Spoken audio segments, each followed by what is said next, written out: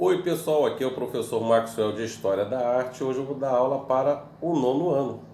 O nosso assunto de hoje vocês vão encontrar no capítulo 4 do volume 4, certo? Que está na página 2. E o assunto é composições da arte. Mas para a gente entender um pouco mais esse capítulo, nós vamos começar o pontapé inicial com patrimônios cultural da humanidade, que são divididos em dois, pode ser material ou imaterial. Material, claro, são os prédios arquitetônicos, né, históricos, da época da colônia, ou às vezes até do século passado, como por exemplo Brasília, de Oscar Niemeyer. Também temos aí, continuando aqui dando um exemplo de material, por exemplo, documentos, objetos que fazem parte da história do mundo inteiro. Há pouco tempo agora nós tivemos uma perda muito grande dentro desse patrimônio cultural, foi quando o prédio lá do Palácio de São Cristóvão, que pertencia à família real do Brasil e também de Dom João VI, né, que a gente sabe que aquilo ali foi um presente de um fazendeiro não, um traficante de escravos, tá? Que deu para Dom João VI montar a sua residência aqui no Brasil, que depois ficou para o filho e depois para o neto, tá? Então, pegou fogo. O patrimônio não só do prédio que pegou fogo, mas também o que tinha de material ali dentro. Perdeu muita coisa. Isso tudo era protegido, por exemplo, muitas coisas pelo patrimônio mundial, né? Que preservava, fazia a gente preservar aquele material ali e perdeu muita coisa, tá? E é triste, que aí a história foi queimada e uma coisa que não tem como retornar. Mas também, como eu falei, tem o imaterial. Por exemplo, temos aí o frevo, temos o samba de roda, certo? Temos a capoeira, são considerados, por exemplo, patrimônio imaterial, tá? Que são coisas que são mantido, né, de geração para geração, que é passado como as pessoas faziam e desde quando começaram a fazer, tá? E assim o imaterial também é válido, tá? Mas vamos lá. Em 1972, a Organização das Nações Unidas para a Educação, a Ciência e Cultura, a Unesco, criou a Convenção para a Proteção do Patrimônio Mundial, Cultural e Natural. Natural também, gente. Por exemplo, a Floresta da Tijuca, certo? Que tem que ser conservada, é um patrimônio. Por exemplo, os corais lá da Bahia, tá? Tem uma parte lá de corais que tem que ser preservada e é o natural, tá? Patrimônio natural. Então isso também faz parte da cultura, tá? E a Unesco ela é muito radical para dar esse selo de patrimônio. E claro, vem várias regrinhas, como por exemplo, como preservar tudo. Então, pode ser da natureza ou pode ser no sentido material, tá? Outra coisa também, aqui no Brasil nós temos o patrimônio histórico e artístico nacional. Às vezes nem tudo é da Unesco, né? A Unesco não reconhece, mas o Brasil tem o seu reconhecimento aí dos seus patrimônios, certo? Que acaba conservando para as pessoas, né, visitarem. E também o bom disso tudo, desses patrimônios históricos, você pode preservá-lo e também ele pode trazer um retorno financeiro para o país. Como? Através do turismo, tá? Se aquele edifício, certo, é protegido ou pela Unesco ou pelo IPAM, tá? Esse prédio, com certeza, ele vai entrar no roteiro histórico para que as pessoas que visitarem aqui o Brasil ou às vezes até o turista interno, certo? Vai para visitar, isso traz retorno, traz trabalho, traz emprego. Às vezes, infelizmente, tem muitas coisas aqui no Brasil que se perde, que dá pena, tá? E a falta de conservação também. E o pessoal esquece que isso traz dinheiro para o país. O turismo traz dinheiro.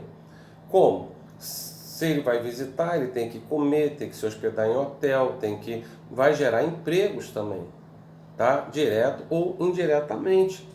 Então, o bom disso tudo, da preservação, além de trazer empregos, certo? E dinheiro para o país, e você preserva a história e a cultura de um país, tá? Vamos lá. Como eu falei para vocês, estava falando, né? A fiscalização e proteção, identificação, restauração, preservação, revitalização de monumentos, sítios e bem de imóveis do Brasil. Quer dizer, a IFAM, ela é responsável aí por isso tudo e fiscalizar. Por exemplo, tem muitos edifícios aqui no centro da cidade do Rio de Janeiro, que é a capital do estado. Ela, por exemplo, tem os prédios ali na Rua da Carioca, que muitos são vistos ali pelo IFAM. IFAM não, desculpa, IPAM. Tá? E lá, esses prédios, o dono do prédio, ele tem a responsabilidade de manter e conservar esses prédios, tá? Históricos. Claro que às vezes o Estado, né, o governo dá uma ajuda, certo, para a preservação, mas o dono do prédio que é responsável por isso, tá?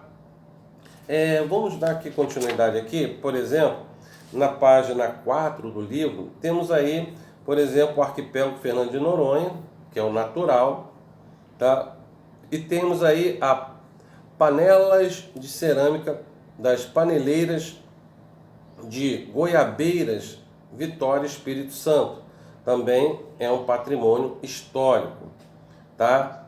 Natural, e aqui no sentido não só dos objetos produzidos, mas também é um patrimônio na qual tem que ser conservado, passando de geração para geração. Vamos ver aqui na página 4, o Brasil tem 22 bens inscritos na lista de Patrimônio Mundial da Unesco. Vamos lá, Patrimônio Mundial Cultural, temos aí o Plano Piloto de Brasília, né?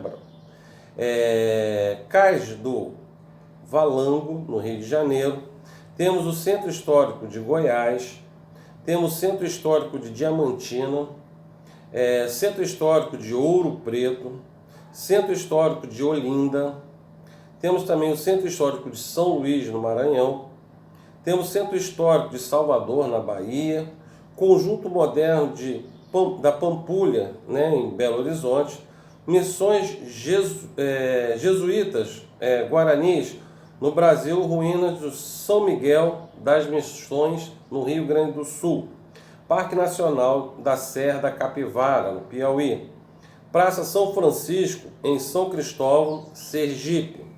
Também temos no Rio de Janeiro paisagens carioca, entre eles as montanhas e o mar, aí seria o natural. Santuário do Bom Jesus, no Matozinho, Congonhas, Minas Gerais. Também não esquecendo também que faz parte disso aqui, é o Cristo Redentor. O Cristo Redentor é uma das 7 maravilhas do mundo moderno, tá? E também é considerado um patrimônio histórico, tá? Que é reconhecido também pela Unesco. Temos aí o Patrimônio Mundial da Natureza, complexo de áreas protegidas do Pantanal, que infelizmente, né, vocês têm acompanhado aí pela televisão, assim, sendo destruído pelo fogo ali, o Pantanal, muito triste isso. Vai demorar aí pelo menos uns 10 anos para recuperar isso tudo, claro, se não tiver novos incêndios. Vamos lá, complexo de conservação da Amazônia Central, outro também que estava pegando fogo aí por causa das altas temperaturas. Isso tudo é culpa, com certeza, não só da natureza, né, que a natureza ela se renova, e com aquecimento global, esses incêndios têm acontecido. E claro que nós, eu falo nós, que nós somos seres humanos, também são responsáveis por isso também, que eles vão incendiar para, de repente, abrir pastos, abrir terras para, acabando com essas árvores, para plantar, tudo isso, tá? Vamos lá, outra lá. Costa do Descobrimento, reserva da Mata Atlântica, na Bahia e no Espírito Santo. Ilha Atlântica, Fernando de Noronha, e o Atol das Rocas, tá? Pernambuco e Rio Grande do Norte. Parque Nacional do Iguaçu, no Paraná. Reserva da Mata Atlântica, Pará e São Paulo. Reserva do Cerrado, Parque Nacional da Chapada dos Veadeiros e das Emas, em Goiás. E patrimônio misto tem aí Paraty e Ilha Grande, que fica aqui no Rio de Janeiro, né? Aí também temos aí patrimônios mundiais culturais. Também temos aí Brasília, Cais do Valango, no Rio de Janeiro, Centro Histórico de Goiás, Centro Histórico Diamantino, e aqui a gente até falou algum deles aqui, falamos anteriormente. Temos aqui embaixo as fotos, né, desses patrimônios, que vocês têm que fazer esse exercício aí, então façam, depois a gente vai corrigir. Tem a numeração aqui e vocês vão ver aqui, através das fotografias, qual é cada um deles. Claro que vocês podem usar a internet para pesquisar.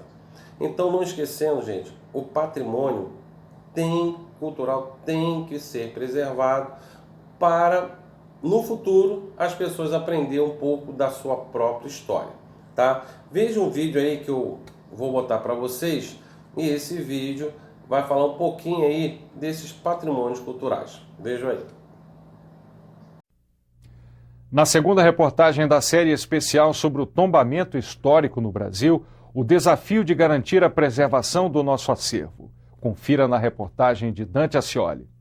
Eles estão espalhados por todo o país, de norte a sul, de leste a oeste. São mais de 45 mil imóveis preservados pelo IPHAN, o Instituto do Patrimônio Histórico e Artístico Nacional. Prédios que se mantêm de pé, como testemunhas de um passado que teima em se projetar para o futuro. Em cada igreja colonial de Goiás, em cada janela barroca de Minas Gerais, em cada curva modernista de Brasília, os bens tombados guardam um pouco da memória, cultura e arquitetura do Brasil. O tombamento é um instrumento jurídico, né, e político para realizar a proteção de bens considerados de natureza inestimável para a sociedade. O acervo tombado pelo IPHAN é um tesouro a céu aberto, distribuído em 97 núcleos históricos. São 17 paisagens naturais, 16 ruínas, 10 jardins e parques históricos, 6 terreiros, 6 sítios arqueológicos, um conjunto rural e um sítio paleontológico. Além de tudo isso, 910 edificações isoladas, como o Catetinho, prédio de madeira que serviu de palácio para o presidente Juscelino Kubitschek durante a construção de Brasília. O tombamento se dá no reconhecimento de valor, no valor estético, cultural, artístico e da própria empreitada política que foi transferir a capital para cá. A arquiteta e urbanista Jurema de Souza Machado está no comando do IPHAN desde 2012. Ela explica que não existe uma receita pronta e acabada para conservar o patrimônio histórico. Cada bem tombado exige um tipo de cuidado diferente. Em alguns casos, a melhor maneira de proteger é simplesmente usar. O que mais nos alegra é poder ver um bem protegido, em bom estado de conservação, sendo intensamente utilizado. E nem necessariamente só para atividade cultural. E quem paga a conta para manter tantos bens tombados? O IPHAN não é obrigado a bancar a conservação de todo o patrimônio. No caso das edificações particulares, a responsabilidade de preservar é dos donos dos imóveis. Muitas vezes há no senso comum uma certa confusão entre tombamento e propriedade do imóvel. O proprietário continua com a obrigação de preservar. Segundo o Decreto-Lei 25, se ele demonstra incapacidade financeira, o IPHAN, ou o governo federal, no caso representado pelo IPHAN, pode ser obrigado a responder pela preservação. Mas o IPHAN também enfrenta limitações. O orçamento do órgão caiu 39% e dos 452 milhões de reais previstos para 2014, apenas 174 milhões vão para o investimento, menos de 40% do total. O restante do dinheiro será usado no pagamento de pessoal, encargos sociais e outras despesas correntes.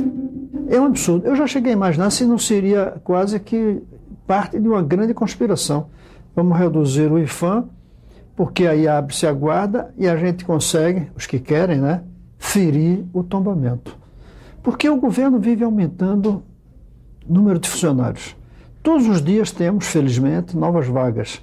Por que o IPHAN é prejudicado?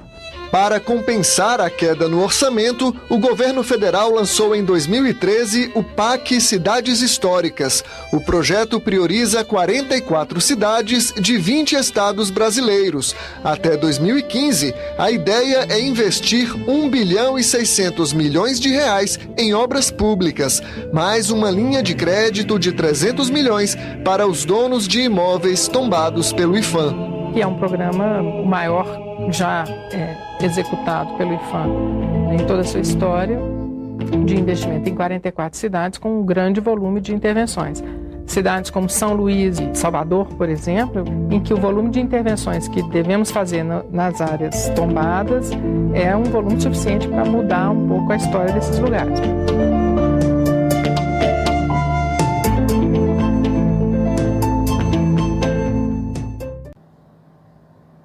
E aí, pessoal, viram o vídeo? Gostaram? Falou um pouco realmente do nosso patrimônio nacional, tá? Que é muito importante para a gente. Vocês não têm ideia o valor que tem e que tem que conservar, tá? Apesar que tem muitas pessoas que não têm essa consciência e acabam destruindo de alguma forma. Pessoal, então nós ficamos por aqui. Não esquecendo, né? Nossas aulas já retornaram na escola. E aqueles que não podem ir, tá? Veja os vídeos, acompanha tudo bonitinho e não esqueça, se protege quando sair de casa. Não esqueça de usar a máscara, usar o álcool gel. Tudo isso é importantíssimo para a gente ver se a gente passa pela essa pandemia logo e acaba logo com isso, né? Já foi muito tempo a gente aí afastado das escolas e espero que daí venha só a melhorar e que a vacina saia logo para a gente começar, né, gente, sair dessa coisa toda, tá? Pessoal, um abraço e até a próxima videoaula. Tchau!